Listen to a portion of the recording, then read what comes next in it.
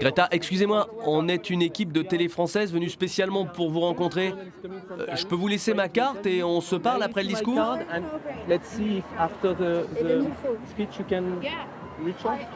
Non, je n'ai pas prévu de faire d'interview aujourd'hui.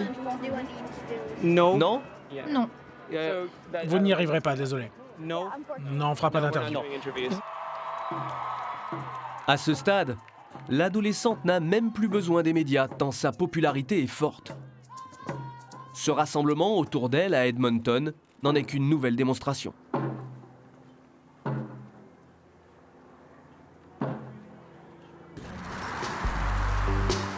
Pour obtenir l'interview, au-delà de nos demandes directes, nous avons activé d'autres canaux. L'un d'eux renvoie à un énigmatique interlocuteur. Et si l'ado disposait d'un cabinet noir, ou plutôt d'un cabinet vert? Ça fait plusieurs semaines qu'on essaie de joindre Greta. Ça, c'est le fil de discussion qu'on a pour y arriver. On adresse nos demandes à un certain Daniel Donner. C'est lui qui visiblement fait le fusible avec la presse et l'assiste dans ses relations avec les médias. Sauf qu'on ne sait pas du tout qui c'est, Daniel Donner. On sait pas. Nous avons remonté la piste Daniel Donner. Elle conduit à la Fondation européenne pour le climat.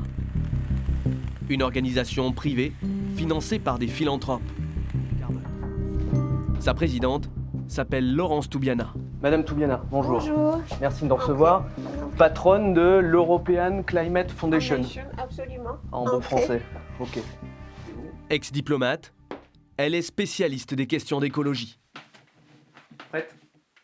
Madame Toubiana, à travers votre fondation, votre objectif, c'est quoi? C'est du lobbying vert?